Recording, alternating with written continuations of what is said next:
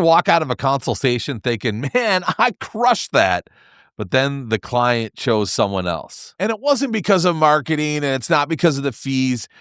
They just were feeling it with someone else. And that's the hidden gap for most real estate agents. We call it a relational intelligence gap. See, great agents don't win because they're the most impressive. They win because they're the most in tune with their clients. See, when you don't know how a client thinks, decides, or reacts under stress, conversations feel harder, deals get tense, and trust just takes longer. Today's episode fixes that. I'm talking with a good friend, Mike Gandolfo, who has got this dialed in. He's built tools that help you understand your clients on a whole new level, to help you understand their stress level, their communication style, how to talk to them, how to guide them, and how to reduce friction and increase trust instantly. And this is how you stop losing business you should be winning. And just a quick heads up before we head into the episode, Mike is giving a really awesome bonus during the episode. You're going to get access to his agent assessment tool, plus 3 free client assessments so you can try out Requity for yourself. Instead of giving you a long link to type in or try to click on it in some platforms and not at others, I made it really simple for you. Just text the word trust to 833-500-1135. Again, text the word trust to 833-500-1135. And then we'll send you everything to your phone and you can click on the link and jump right in. Without further ado, let's jump into this episode. Here is my interview with Mike. Welcome, Risers. It's that time once again for the Agent Rise podcast. I'm your host, Neil Mathweg, and joined by Mike Gandolfo. Mike is from Louisville, Kentucky. I've known Mike for a couple years now from the Real Estate Distilled Conference, and I actually got to go to your office last year. That was exciting, and hang out with your awesome crew. And Mike, it's such an honor to have you on the show, and we've got a lot to cover today. Well, first of all, welcome, Mike. Glad to have you here, buddy. I'm excited to be here. Like, I'm almost like if this was like a tag team, they used to say the combined weight. We got 2 real estate heavyweights here, literally and figuratively, right? So we're both trying to get smaller, though. I just want to put that out. That's right. As we're going into the holidays, we both want to be smaller. But that's right. Oh, that's good. That's good. Mike, you said that before we got started, I asked you how you're doing, and you said, man, I've just got so much clarity. Let's start there. What have you gotten clarity around, and explain that? Well, I mean, I think it kind of going back, like, first off, the clarity of the mission is number one. And we talk about at our office that our mission is to change the algorithm. And if you don't know what that means, just go to Google and type in realtors ARE and let it autofill with all the negative stuff that you're going to see. And our office is here to change the way that real estate agents are perceived by the public by just elevating the experience for the client. So we actually have this equation that we talk about with our agents, the return on experience, which means the client experience plus the professional experience. If we can deliver the best client experience, but also the best professional experience. I don't only want to be the best agent that my client ever works with. I want to be the best agent that the agent on the other side works with, the best agent that my home inspector ever works with, the appraiser ever works with. Like, we're looking at it from that perspective. And that's how we, and we've gotten very clear in the past about how we actually handle and all of the difficult aspects of really delivering the service to the client. But where I've gotten the clarity in the last 3 months is really what I need to do for the agent, for my agent. And I think that is what I am just super excited about, because I don't want to just throw up over the mouth, because I know you have questions, but how do I help my agent realize the 4 promises that the real estate industry kind of puts out in front, and the reason why they get in the real estate industry in the first place, right? Like, we all know that we want to be our own boss. We're looking for that freedom. We all know that we wanted the earning potential, and a lot of us didn't go to college, or maybe we have been struggling to find a job that could have the earning potential that real estate has. And so real estate's an easy way to get into something that could have a very lucrative career. So freedom, earning potential. We want to impact the lives of other people. And ultimately, we want autonomy. And I was telling you before, like the difference between freedom and autonomy to me is so powerful. Freedom is freedom from something, where autonomy is working towards something. So, how do I get the freedom from whatever's holding me back, the limiting beliefs, whatever prison I'm putting myself into, so that I can have the autonomy to direct everything to the life that I want to create? And so that right there in the core as a broker and as a leader in the real estate space is what I am trying to not, and I say for my agents, but those are the agents in my brokerage. But listen, I don't really care. Like, I don't care who you're with. I want to help you get there. I want to help that become a reality for you, because that's what the industry should be. Yes, dude. You return on experience. I've never heard that before, and I absolutely love it. Can you unpack that a little bit more?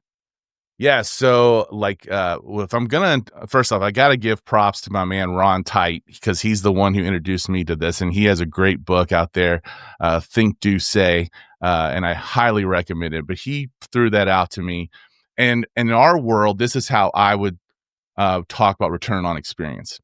If I deliver an incredible experience, okay, the transactional agent who's chasing business, who's out there, they're going to get paid a commission check. If I'm really developing a relationship and a client experience, I'm actually going to get paid in a couple different ways. I'm going to get the commission check, the same commission check that transactional agent got, but I'm also going to get the repeat business, and I'm going to get the referral business. And when you really break it down, if a person moves 4 times in their lifetime, let's say they buy the starter home, and then they get out of the starter home and they buy the first family home, and then they're doing well, so maybe they get a little bit of an elevated family home, and then they get the downsize home, right? That's pretty typical, right? So if that's the typical path, then like I'm looking at, if I develop these relationships, like the repeat business alone puts the average lifetime value of that client somewhere like between $180,000 to $200,000 in commissions, right? If you take in consideration, that's 8 transactions, that's 8 buy sells, that's appreciation, all that stuff kind of built into that. But if I look at that referral, the referability of that client, and I really systematically put myself in a position to duplicate that client, I can put the lifetime value of a client of close to $400,000. And when you talk about return on experience, that's what it comes down to. I have to deliver this authentic experience where I care about that client more than anything else, and being their consultant, their trusted advisor, so that I can have this amazing relationship-based business that will then allow me to have great people connect me with other great people. So I'm getting the maximum value from that client, but I'm also working with amazing people, and I'm not dealing with the headaches that a lot of other agents deal with. So what are some of the exact things that you're doing that help you build that return of experience? Okay, so this is where we are innovating like no other. So I went back to that whole change the algorithm mindset. And the first thing, when it came down to changing the algorithm, we had to understand where the client is coming from. So from day one, we understand that, especially in the market conditions we're in right now, that moving is one of the 10 most stressful things, one of the 10 most stressful life events that someone goes through. And I'm not even talking about working with a subpar agent or a subpar lender who kind of magnify how stressful it can be. I'm just talking about the act of packing up your stuff and going somewhere else is stressful. But right now, the other 9 things on that list are things that trigger a move. So literally, when we talk about in our industry that buyers are liars and sellers are worse, like it's a failure for us to recognize the fact that the client is going through 2 of the most stressful life situations that they ever go through simultaneously, while trying to make one of the largest, most important decisions of their life. And when you have that perspective, and you understand now that we've got to guide this person, and we got to be their consultant, their advocate, and their negotiator, and we've got to help them make the best decision possible, Well, then it became like, well, then what's the tool that we need to have to be able to make that a reality? So we came up with this awesome tool called Requity. And I'm not keeping it a secret. This is not proprietary of my brokerage. You can go to requityapp.com and you can learn more about this tool. But basically, it's this. I get referred to a client. We set up that first initial consultation because guess what? Every single time, buyer or seller, I don't care how well I know the person, because this is not about me winning the business. This is about me setting proper expectations. If I've got someone who's majorly stressed out, they want to know that there's a game plan and they want to know what to expect. And so it could be my best friend in the world, but he's going to get a buyer consultation or a listing consultation. And in the meantime, when we kind of send the text message out to verify the date and the time of that consultation, we're going to send a little link. And the link never changes. You know as well as I do, in real estate tech, people do not want to have one more thing to log into. I have my own unique link. And every single time someone clicks on that link and fills out the questionnaire, and that's what we'd say, hey, take a couple minutes, answer these questions. It's going to help me serve you better.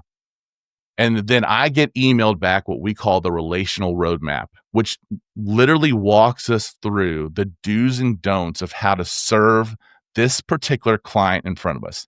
And one of the things that where this came from is I actually had someone who was a master at relational real estate. Like, they've been working by referral for a long time, 30 years.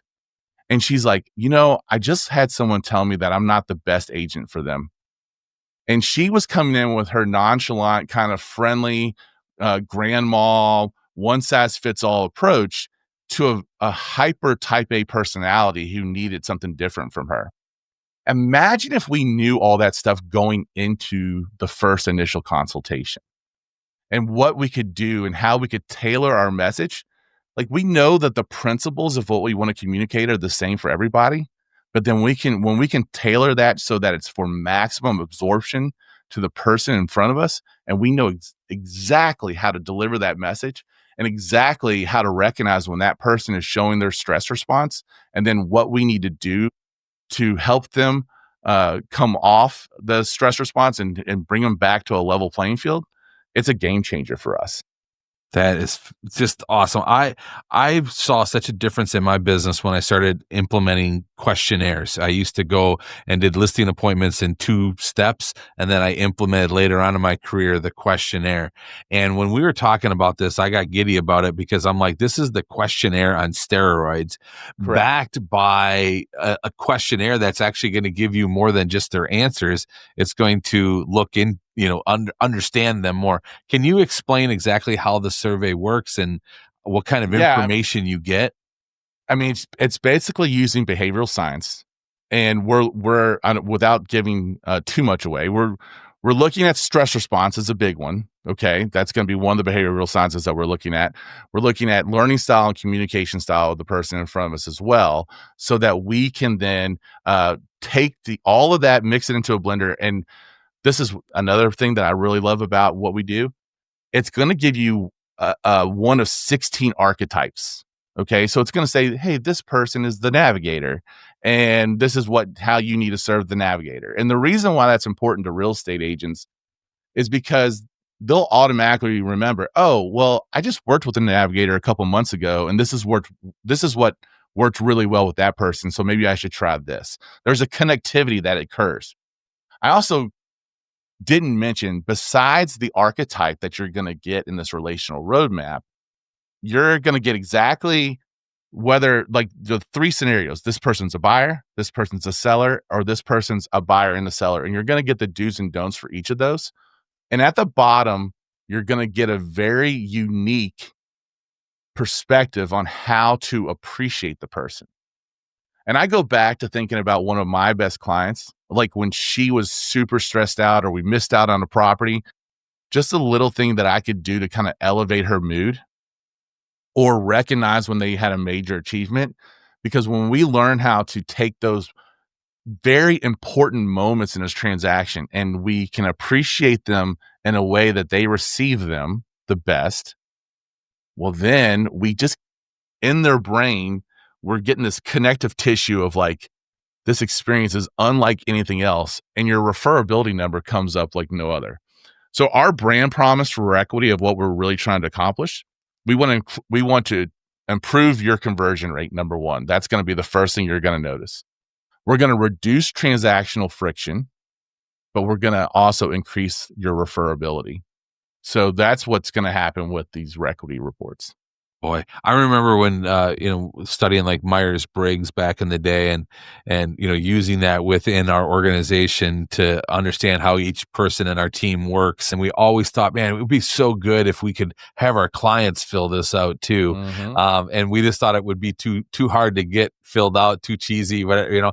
And then also, I love how with your tool you've identified what kind of person it is so that you can see that pattern and be able to serve better, which we would have never been able to do with the Myers-Briggs. So it's like you take the data, but then are turning it into what we need to understand to be able to serve them. So I love that. Going back to your 4 promises, we talked about, freedom and going from the freedom. What do you think helps agents move away from that the most and get away from that, because you're coming from it, you're leaving something that's been holding you down. What do you think helps agents be able to do that? Self-awareness.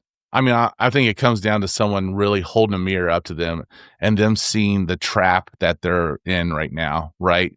And I don't think people get in this business because they're bad people. I do think that there's some really unfortunate training that occurs, and this is why the stuff that you do is so important. And I was literally talking to a bunch of brokers this morning, and I was like, the answer to your problem is get that Agent Rise book and take your agent through Agent Rise. So because you're just doing just amazing work. You're one of the good guys out there for sure. And when you can put that piece of self-awareness up of them understanding the trap that they're in or the limiting beliefs that they have. I mean, it can be anything from, I had an agent one time who just, she came to me and she was always just an admin assistant, never made more than $35,000 a year. Just that was her self-worth. And we put a plan together to not only teach her how to work with buyers and sellers, but how to actually develop that sense of self-worth. And she, a couple years later, comes in my office in August before I'm leaving for a conference. And she's like, I just had a closing today. $200,000 is what I've made this year. And sorry, man, it's why we do what we do. Right. Right. Like, it wasn't about her making $200,000 in a year, before August. It was like, this person's self-worth was completely redefined. Right. That's why we do it. Yes. And then the autonomy heading towards something, this, I look at, I love how you're saying the return of experience, because that is the truth behind this. Like when you, well, let me say it this way. If you're an agent that is hearing this and you're like, I don't know if I want to understand my clients that much. And I don't know, I'm a busy agent and, they just got to get in and do it the way I do it. And I don't know if I can customize the service that much. Like those are the agents that are stuck in this, right? Yeah. Well, this is the same person who tells me that they don't have time to do the 12-week year. Right. Like, you're telling me right now that you don't know how to prioritize, right? And you don't understand how to make the main thing the main thing. And of course, that does, I'm uniquely positioned because I think I'm an expert in 2 things. I'm an expert in relational lead generation strategies and in short cycle execution strategies. But but that's the very same thing. Like when you come to me and like, oh, I just don't have time to do something else. I don't have time for the 12-week year. Well, the 12-week year is just helping you determine like what's the most effective and efficient way for you to go throughout your day. The equity relational roadmap is the most efficient way for you to get to work with your client. And if you want to just have maximum value and impact in your communications. And I talk about it like this a lot, Neil. Do you know who your dentist is? Right?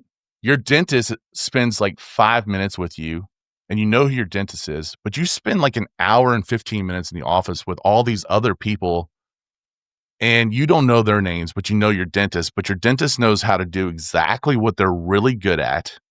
And they only do what they're really good at, and then how to maximize the connection with the client or the patient. And that's what we got to do. Yes, yes. And the other two promises, you've got freedom, growth potential, impact, and autonomy. Growth potential, I mean, look at that, 200,000, and that is just by focusing on the return of experience, right? And just giving her clients everything. That's so awesome. I appreciate it, man. Yeah. Yeah. I mean, I think everything has happened is because I started chiseling away at an idea probably 7 or 8 years ago. And I just chisel a little bit more and chisel a little bit more. And it unpacks this whole concept and this whole idea of how this business really can be done in such a way where we elevate our perception to the public, we deliver what they really need, and we're creating the life that we really want to have. It is so possible. It just takes some intentionality. It takes some intentionality and takes some foresight to stop being an order taker and start giving real, honest, authentic guidance and treating your people like family, and I just couldn't imagine doing the business any other way. Like all those other lead generation strategies, they all work. I understand that. And I understand not everyone's geared to work by referral, but I just couldn't imagine really truly doing the other way. I mean, and that's where you've actually challenged me quite a bit, because I've been looking at these other two pillars and I was like, okay, well, how can I start doing these other two pillars better? And we're having those conversations a lot too. That's great. What would you say to the new agent that's brand new in the business? We help a lot of new agents here get their start. They've got a lot of things to get started and to focus on, and they want to get their social media going. They want they got the 3 pillars to work on, right? But how do we get them to sink their teeth into this? And what would you say to a new agent that would help them understand how important this side of their business is? Yeah. So, Neil, if it's okay with you, I'm actually going to give you a resource that you can put in the show notes or whatever else. And so part of what we're doing with the Requity too is helping the agent understand really how they're wired. Because I think that one of the major mistakes I see is that an agent gets their license and we know that we don't give them any business training or whatever else. They basically took, I'm learning in Kentucky that 96 hours is actually long. So like Pennsylvania was 70 or something like that, or Virginia. I can't remember which one was, but they take a class, they pass a test, and now they're, off to work with someone's largest investment they ever make. So they really don't have any wherewithal about, and this is where we fail as an industry, right? Like helping the agent understand which quadrant of lead generation is going to be their best fit, how they learn, the tools they need, because really you need to understand all of that stuff before you even choose your brokerage, before you choose your CRM, before you choose the tools. The tools in the real estate industry are not one size fits all, right? If you are someone who is going through 200 leads to close one, you have to have a lot of automation. You've got to have a lot of back-end support. And same thing, if you're working by referral, you need to have a lot of those systems in place. And so I just feel like we need to do a much better job of really understanding how you want to run your business so that you can then go make the decision on who your broker is, what tools you need to have in place to create the most optimal environment for you to be successful. And if we did that, I honestly believe we would see that, 87% that don't make it 5 years, we start to see that number coming down because they got off to a better start. I mean, quite honestly, I wonder how many of that 13% that do make it. I mean, I think there's a lot of people that are absolutely just tenacious and have a lot of grit and fire, but there's probably just a lot of luck to it. Like the team in the NFL who drafted you, is Tom Brady if he doesn't get drafted by the New England Patriots? Is he Tom Brady if he gets drafted by the Cleveland Browns? Who knows, right? Right. But you got to be in that optimal environment to help you grow for who you are supposed to become in this business. Yes. And so the assessment we're going to put out there is much longer than the client assessment, but it's going to give you a winning path to what your winning path in real estate is going to look like. So we will put that, if you want to put in the show notes or however you want to promote it, Neil. It's out there. It's going to be a free assessment for agents to take just so they can understand the business that they're supposed to have. Awesome. We'll include that in the show notes. And you didn't even know about that. I did not. You just teed me up perfectly. This is a surprise. This is good. That's great. That's great. Yeah. And I think I think a lot of agents feel like clients want more tech, faster response, cheaper fees, but I think we see it differently, right? Like, what do you see that consumers want? Someone they can trust. Yes, right? I'm stressed, and I'm making one of the biggest decisions, the largest financial decision I've ever made. Like, I want to know that I've got someone who's got my best interest and someone I can trust. And then, it's so interesting that you just phrased the question that way, because I think we're at war right now in the real estate business, where we have all of these things happening for an easier platform for the client. How do I make it easier? Removing the friction, which is really, really important, versus the people over here who are trying to just build trust and really kind of develop a strong connection. And I want to become seen more as the person's trusted financial advisor, trusted attorney, versus the used car salesman, right? I want to be that person who is on their inside, as this is another Ron Tite thing, inside the financial circle of trust, when they're and it doesn't take much, honestly. Like, when you start really developing the trust with the clients, you're going to know. And Neil, I'm sure you've had the same experiences of maybe you knew when someone was going to have a baby or was going to get married before they told their family. Maybe you found out about a diagnosis somebody had before they told their family. You get invited into someone's life when things get really hard. And I don't work with a lot of clients anymore. I'm really focused on my agents and helping them develop. But one of the last clients I just worked with just really elevated this point. Like, she reached out to us, and turns out that she was in an abusive relationship. And like, I'm the person parked on the street as she's got 20 minutes to get all the stuff out of the house.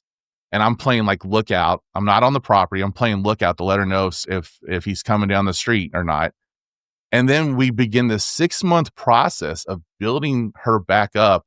And when you hand her the keys and you realize that you're helping her just like get her life back on track, like, you start building on. And some people that probably doesn't appeal to a lot of people. It sounds like a lot of just like whatever else, but like, it's so fulfilling for me to know that that's the kind of impact that we can have on people's lives. That really, when we can get out of being seen as the used car salesman and being seen as the trusted person who's really helping me build wealth and have an amazing family life. And it's really powerful. It's just really powerful to me. That's so beautiful. Let's shift gears a little bit. You shared something with me before we got on, talking about your how you empower your agents. Yeah, how you empower your agents, and we got talking about caps and how caps are just have formed such a limiting belief on agents. You see them where they'll get right to the cap, and maybe they'll get one check after their cap. But talk to that a little bit. I love what you were saying there. Yeah, I just think that most agents don't recognize that there's a psychology around how the cap is presented to agents. And studies will show, and I'm not prepared to have all these stats and data in front of me, but the studies will show that just like a cap is set kind of by an actuary or whatever else, so there's very few agents that actually get to that cap number and then excel off of it. And I just really resent the idea of putting a cap on something, making it a lid or whatever else, a ceiling that's hard to break through.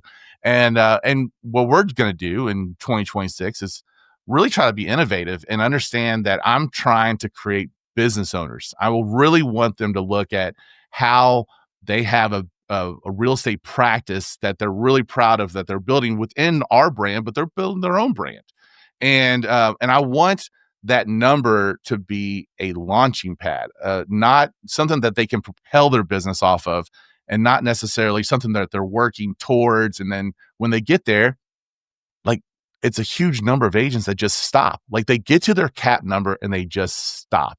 only to let it reset again. And then they work towards, it's almost like it's the finish line of, oh, I got there. And they never really realize the benefit past past going through that finish line. I don't know how much detail you want me to go into, but we're basically we're helping our agents who decide to make, we have a traditional split model, but for our agents who say, hey, I'm ready to grow and I'm ready to really look at this, we're calling it our CEO plan. And there's a commitment that they have to the brokerage, and they have full autonomy on how they're going to fulfill that commitment, and whether they're going to write me a check all at one time and that's it, and they're going to be 100% the rest of the year, whether they want to divide it by 12 and pay monthly, whether they have 4 closings in a month and they're like, hey, I want these 2 closings to go towards this number, or vice versa. They had, what, things are tight and I got to keep all of this I got to keep this closing with me. I want to give them full autonomy to be able to structure their commitment to the brokerage so that it fits the business that they want to have, right? I want them to decide how it should flow. Now, to protect ourselves, we're putting a couple milestones in there. Like there's a couple check-in points to make sure they're on track so that no one gets 11 months into this thing and they owe a huge, number to the brokerage. But really, it's all about empowering the agent to start thinking of their business like a business. I love it. I love it.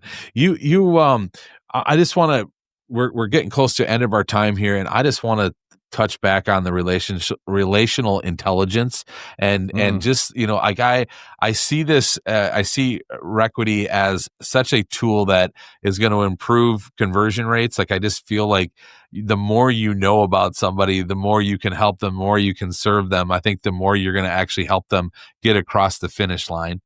So I'd love you to touch on that, and then reducing the transactional friction. I feel like we just kind of smoothed over that part, but boy, when you really understand somebody, I think a lot of that friction goes away.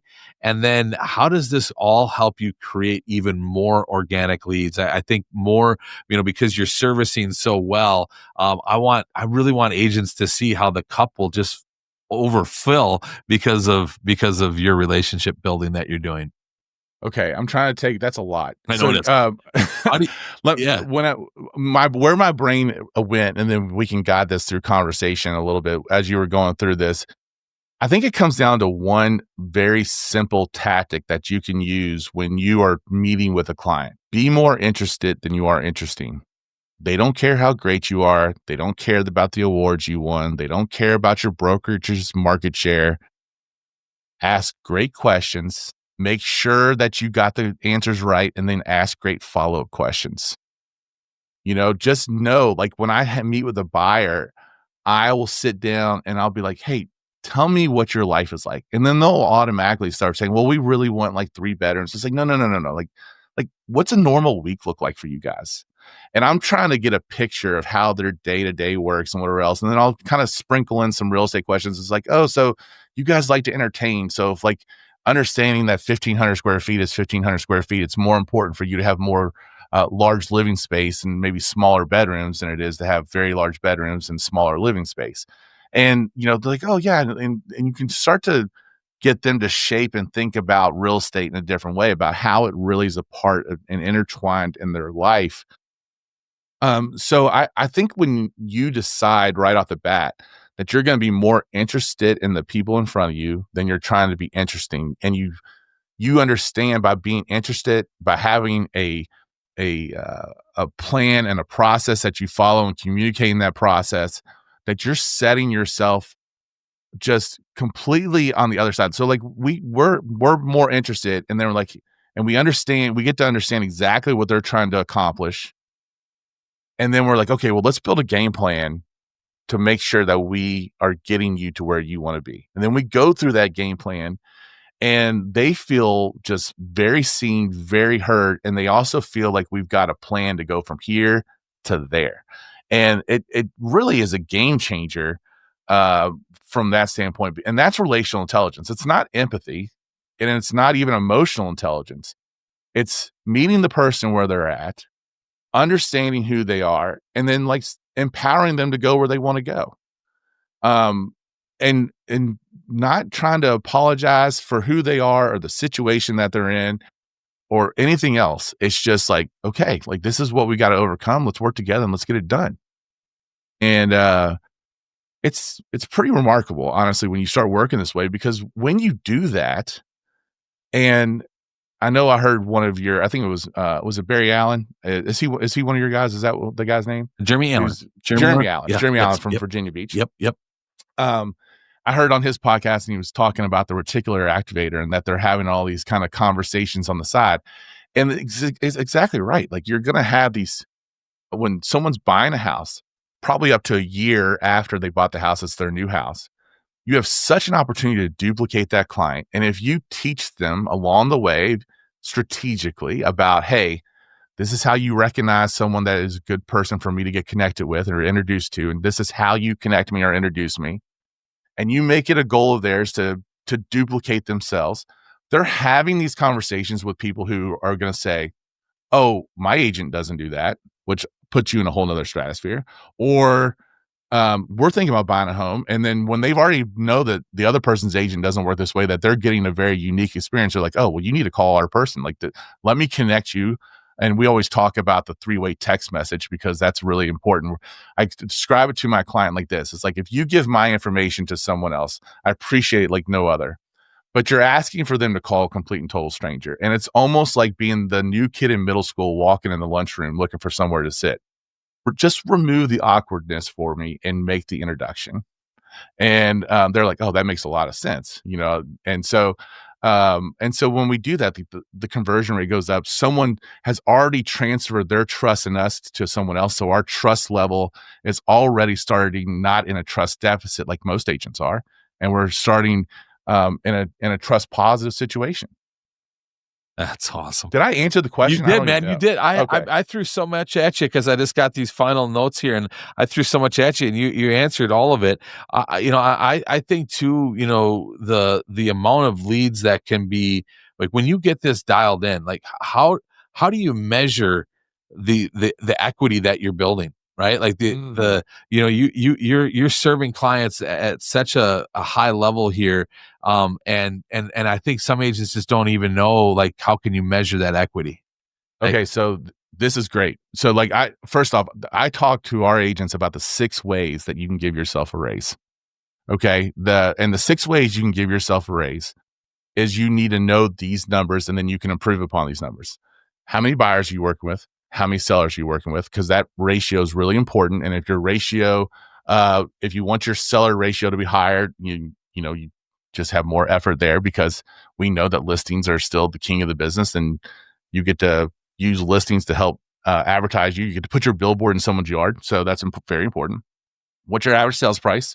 What's your average commission rate? Not trying to set any commission rates or anything like that, but you should know what your average commission rate is. And if you want to improve it, you have the ability to. But to answer your question is the last 2 numbers. What is your conversation to referral ratio? How many conversations are you having to generate 1 referral? And then how many referrals does it take for you to have 1 closing? And then when you can understand those 2 numbers, and if you don't know what it is, for most people starting out, it's going to be 20 conversations is going to equal 1 referral, and 3 referrals is going to equal 1 closing. And then you can start to improve that. Like, I know people who can get that number down, that conversation to referral number down below 10. So let's just say you get it to 10, and then you get your referral to close ratio to 2. And by the way, everyone thinks the referral to close ratio is like 1. It's like, oh, every referral I get, I close. It's like, no, you don't. Like, the one person wants to rent, they're not ready. There's always stuff that happens. But if you can get it down to 1.5 to 1, and the other one down to 10, you went from having 60 conversations to having a closing down to having 15. Right? Like, it's crazy about how much more effective and efficient you can be. And then you can make the decisions like, well, I want to sell the same number of houses, but I want to be less busy. Well, I want to improve those conversion rates. Or I want to keep those level of activities that I'm doing, but my conversion rate's gotten so much better that I'm working with this many more clients. And then it just comes down to like the choice. Like, you have so much choice in that. And I can choose who I'm going to work with. And you get to a point, it's like, I got to focus on my top level referring clients. I need to focus on duplicating the clients that I'm working with currently. And I want to have awesome business to business relationships. And those are the ways that, to me, you have your 3 pillars of lead generation. Those 3 pillars are the 3 pillars of the relational pillar. If you had to break it down even further. It's like the winning formula. I kind of see it as like it's high touch and high tech, right? Like and you're combining those two, baby, right? But then you multiply it by high trust. There you go. Yes. When you do high tech plus high touch and multiply it by high trust, yes, that's the winning formula. That's the winning formula for success in real estate. Dude, we just wrote a song together there, man. That was awesome. That's actually the tagline for my new podcast. I don't know if you knew that or not. No, I didn't. That's great. There it is. It's called The Trust Factor. Just not to, but that's where it is. Yeah. Dude, Mike, I love it. I love it. Now we gave out some links here. We're gonna have these in the show notes. But make sure you go check out Requity, and then also you have an assessment link that we'll get from you. The assessment link will be in there, and we're gonna do this for your listeners. You fill out that assessment link, you're gonna get a complete roadmap of what success looks like for you.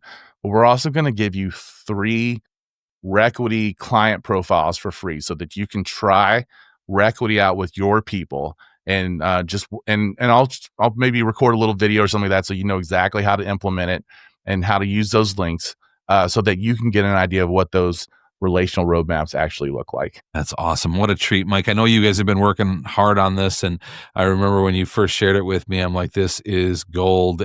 I'm glad that it's here and able to, and I know it's been helping your firm a lot, and I think it's awesome that you've opened it up to the rest of the community. It's the success my agents are seeing is unbelievable with it. And all I'm going to ask is this, like, if it does help you, don't keep it a secret. Like, there's enough business for everybody. Just share it with another agent that you think it would help. And that would be a huge, huge thank you to us. So awesome. Mike, you're the man. I appreciate you, brother. That's all right, Neil, fantastic. Thanks so much for listening. I appreciate everybody. Hope everybody has a great day. And like always, remember to be the reason somebody smiles today.